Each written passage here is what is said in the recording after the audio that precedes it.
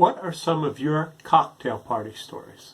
That's what I want to talk to you about in this week's entry of I am learning to thrive in the gig economy. Would you like to learn too? Back in school, I had a teacher in journalism. And what she would do is you'd hand in a story, she would cut out some of the kind of cool details that didn't really add to the bulk of the story. And she would say, save it for the cocktail party. And you know, I didn't understand what that meant. Nobody in class did. We didn't go to cocktail parties. We were college students. And finally we asked her at one time, what exactly you're talking about? And she said, what you ought to do as you go through life is you ought to save a few fun stories, exciting stories, interesting details about yourself. Keep them in your back pocket. Because someday you're going to be at a cocktail party. And the conversation's going to drift. Nobody's going to know what to say. And then you're going to save the day by stepping up with one of your fun stories or one of your interesting stories. And that got me thinking, because I was teaching a class today, a public speaking workshop today.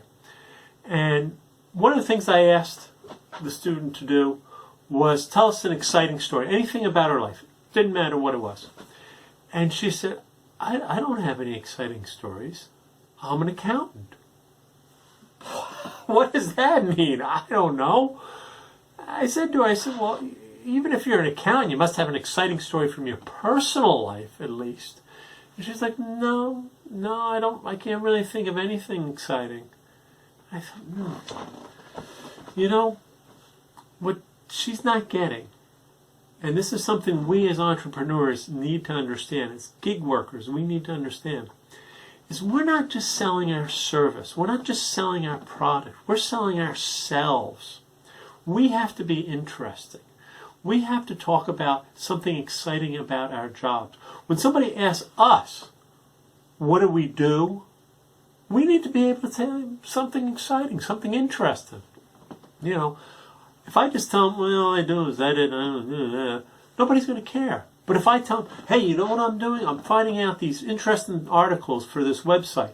And let me tell you what's happening in the field of social investing, in social impact investing. And I'm telling you, there's a lot of technological changes that are coming soon. Well, that gets them interested. They learn a little bit about your work, but they also learn about you as a person.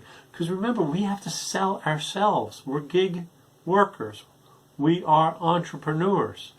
So you have to think along those lines. What are your cocktail party stories? What are the stories that you can tell people about yourself, about your work, that illustrates what you can do, but also gets them to like you, to want to work with you, to want to hang out with you? It's a very interesting concept. I'd like to know what your cocktail stories are, or if you even think that you have some or don't have some. It'd be great if you leave them down in the comments. I wanted also to mention to you about this workshop today. It's a 2-day workshop. I do 1 day and 2-day workshops. And this is a great compliment.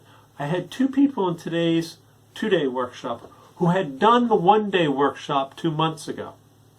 And they said they purposely signed up for this one because they learned so much in that other workshop that they wanted more practice and they wanted to show me what they had improved on. And it was really nice to see students come back and want to learn more from you. It was a really nice compliment for me, and I thought that was a nice thing. One other little piece I want to share with you is a little update on my conference call. If you remember last week, I talked about the problems I had being set ready for a conference call, and I can put that link down below if you want to look at that one again. Well, this week I had another conference call with a new client, but I paid attention properly, and I got online a good half hour before, and I made sure my camera was working. I made sure everything was set up properly so that when the time came and the conference call started, I was ready. I was fine. One of the other people wasn't, and it made me look a lot better. So that's something to think about when you're doing conference calls. Make sure you're there early and you know what your equipment is and everything's working.